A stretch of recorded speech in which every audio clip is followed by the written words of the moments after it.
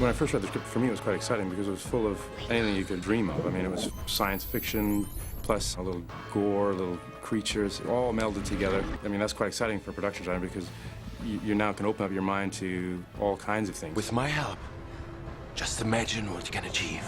I think for Paul Austerberry, this was a big challenge to create some of the sets that we had in this film.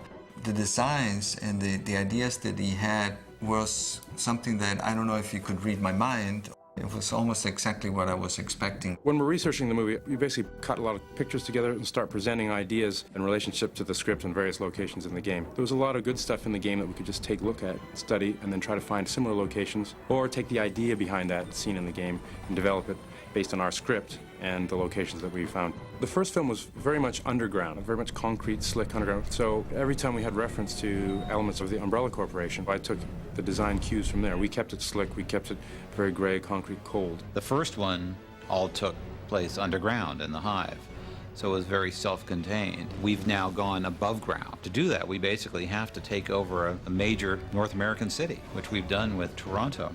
Toronto is a pretty good city for it because Raccoon City is supposed to be this sort of middle American city, not too recognizable. It's sort of a generic, fabricated city. The architecture of Toronto could be parts of Chicago, bits of it could be like New York, but as a whole, it isn't either of those. It's a lot smaller.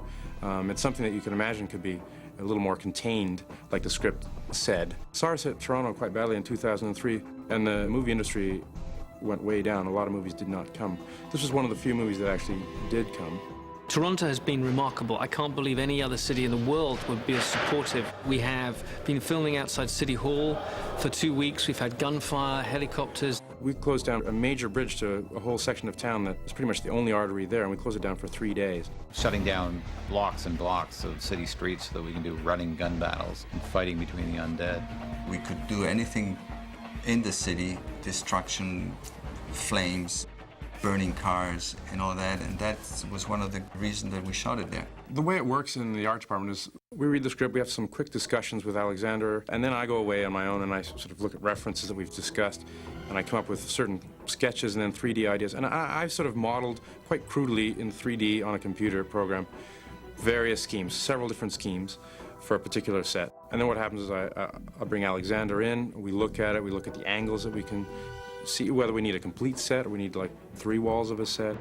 With the help of computer, he always managed to, in 3-dimensional, show me how the sets were going, how the actors were going to act inside certain sets, or showing me camera angles that I could create later in real life. It was great working with Alexander because he's a very visual guy. We'd be looking over here and he'd go, well, what about if we go over there and look from there? And I mean, he was fearless. He'd always be hanging off the edge of the building where it'd be top of the skyscrapers, looking, saying, well, let's do this crazy move, moving the camera down here or having her run down the side of the building. When we came to the exterior City Hall, we were looking in the city for a location that gave us a very open plaza, concrete gray, steel, very cool colors. We had massive helicopters flying in that literally were able to fly in. We had little helicopter gunships flying around, buzzing around, and we had to have a safe place to do that.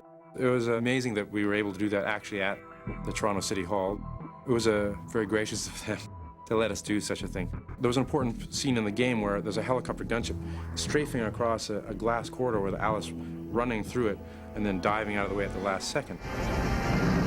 But it didn't have this corridor or anything like that. So I looked at the existing thing and we created our own complete corridor. We added these massive concrete piers and a big, long, curved glass corridor with water in it for reflections. And all the glass broke in the same timing as a helicopter strafing across with the stunt girl running through the corridor, exactly like the scene in the game.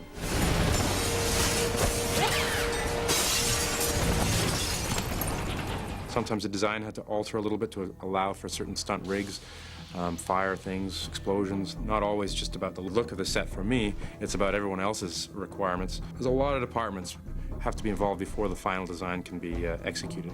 And once we've settled on that, and then it goes down to the construction department. This movie had a few more location builds than we normally do. I mean, big scale builds over a very short period of time. I suppose the most challenging would have to be Alice's introduction in the church. There isn't a church in the world that'll let us shoot this thing.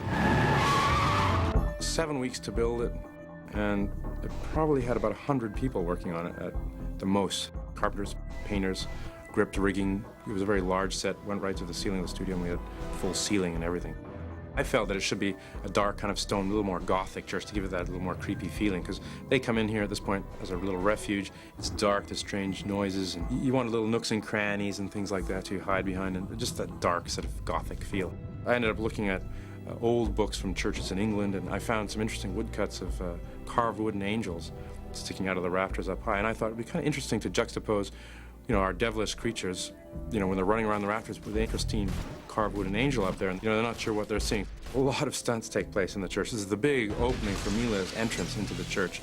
She crashes through in a motorcycle. We tried different candy glass, different types of plastic in front of things. I had a real stained glass artist draw up a watercolor that we then scanned, created basically a giant slide of each of the panels. And then from that, we stuck those behind a vac-formed plastic that gave us that texture. We layered that on top of the slide, and then on top of that, we put the fake leaded glass look. And then behind that, we put breakaway glass that really doesn't hurt anyone. And then we had to score individually, carefully, all the little pieces of the image and then the plastic in front of the image in the same way, and then carefully tack them all with hot glue back again and gingerly put them all back in. And then the stunt came through and smashed it all to smithereens, and then we had to do it all over again. We did it twice. I hope that when an audience walks away from this movie, they thought that we were fairly true to the game, and they walk away happy.